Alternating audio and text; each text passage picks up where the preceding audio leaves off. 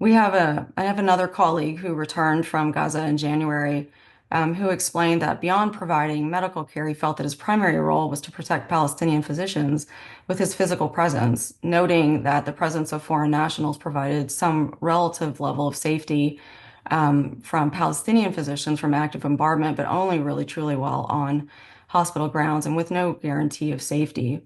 And with that in mind, I think it's particularly disturbing to hear that reports of upwards of 50% of foreign physicians were denied entry on mission work in February of this year.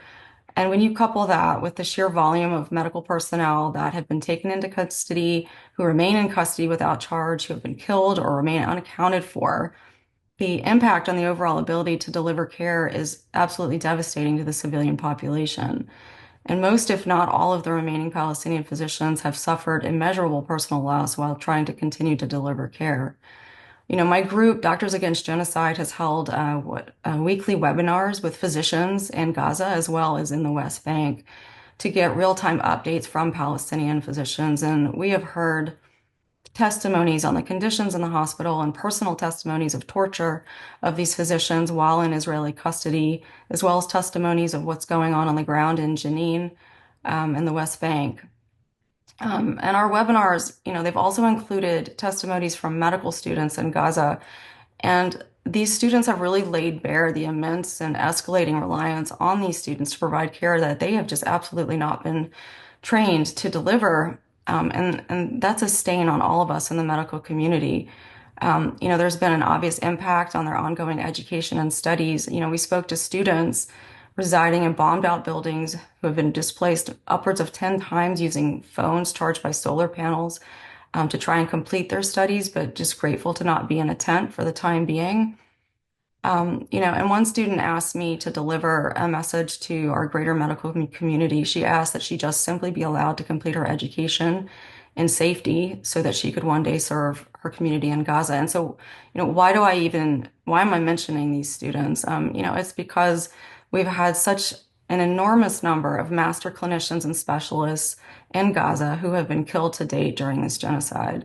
And any future healthcare system in Gaza will be predicated on our ability to train and nurture a next generation of Palestinian physicians.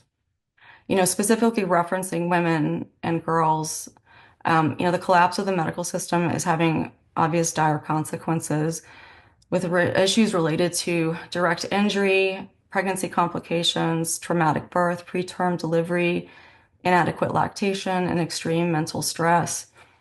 We do not, and we may never have really good data on the immediate and long-term health impacts on these women and babies. As a pulmonologist, I have grave concerns about the lung health of any of the surviving preterm, malnourished, and underweight infants. And I also have grave concerns about the sequelae of the inhalational injuries from debris, from aerosolized concrete and asbestos that we will see for decades to come.